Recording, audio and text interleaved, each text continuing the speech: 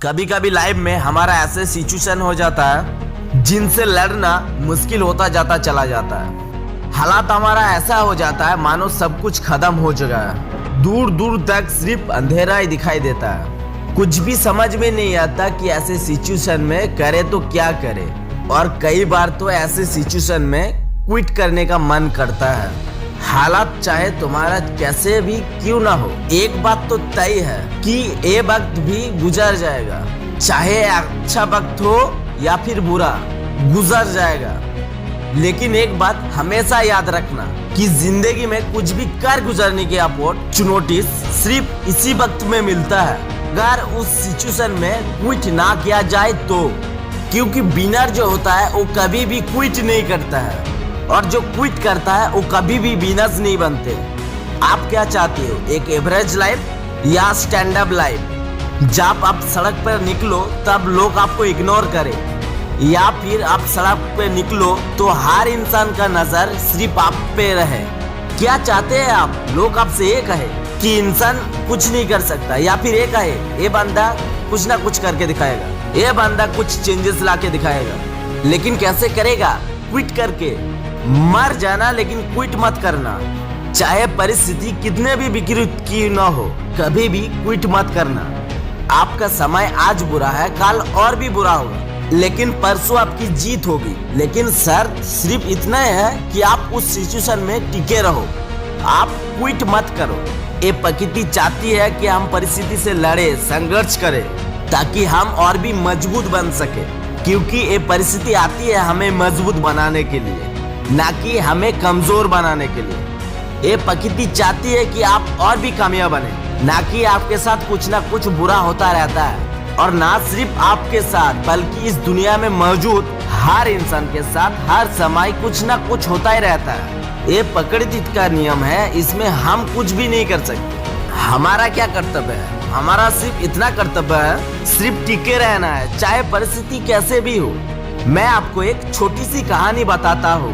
एक बार एक बायोलॉजी का स्टूडेंट एक टीचर को तितली के बारे में बता रहे थे, और उन्हें ये प्रैक्टिकली दिखा रहे थे कि खोल में से तितली कैसे निकलता है। और वो टीचर ये करके चले गए कि कोई भी स्टूडेंट उस तितली की मदद कोई भी नहीं करेगा। वहाँ पर जितने भी स्टूडेंट थे ध्यान से देख रहे थे कि वो तितली उस खोल से कैसे निकल रहे थे। तभी एक स्टूडेंट को उस पर दया आ गई, और उसने उस तितली की मदद की उस खोल से निकलने की, और सफलता पाके तितली बाहर निकल गई। और उस स्टूडेंट की वजह से उस तितली को कोई भी संघर्ष करना नहीं पड़ा, कोई ज्यादा मेहनत नहीं करना पड़ा उस खोल से बाहर निकलने के लिए। लेकिन वो तितली थोड़ी देर बाद ही मर गई। जब टीचर वापस लौटे तब उन्हें पूरी घटना मालूम है। तब उन्होंने उनकी स्टूडेंट को बताया कि तितली जब संघर्ष करती है तब उनको पंखों की उनके मजबूत बनता है। ये प्रकृति का नियम है। तितली की मदद करके उस स्टूडेंट ने उस तितली को संघर्ष करने नहीं दिया, और यही परिणाम हुआ कि वो तितली मर गई। संघर्षी जीवन है, संघर्ष ही आपको मजबूत बनाता है। इंग्लिश में कोट्स है, नो पेन नो गेन। संघर्ष तो करना पड़ेगा, चाहे कुछ भी हो जाए, और इसमें कुछ भी बहाना नहीं, नो एक्सक्यूजेस। जो विनर्स होते हैं या तो कुछ भी काम करता नहीं, और अगर वो कोई भी काम करता है तो उस काम में वो बहाना नहीं बनाते। और जो लूजर्स होते हैं वो किसी भी काम को करेंगे, वो हर किसी में बहाना बना देंगे। अगर वो चाहे तो बहाना बनाने के लिए पूरी एक बुक लिख सकते हैं। मेरे तो किस्मत ही खराब है, मेरे साथ ऐसा क्यों होता है, मेरी हाइट बहुत कम है, मेरी एज बहुत कम है, मैं सुंदर नहीं हूँ, मैं काला हूँ, मैं ज्यादा पढ़ा लिखा नहीं हूँ, लोग मुझे पसंद नहीं करते, मेरी आवाज अच्छा नहीं है, मेरे पास टाइम नहीं है, मेरे पास ये नहीं है, मेरे पास वो नहीं है, काश ऐसा होता, काश वैसा होता। देखो, जो जैसा है वो वैसा है। ना तो आज तक कुछ बदला है, ना कुछ बदलने वाला है, तब तक जब तक कि आप आपको बदल नहीं लेते।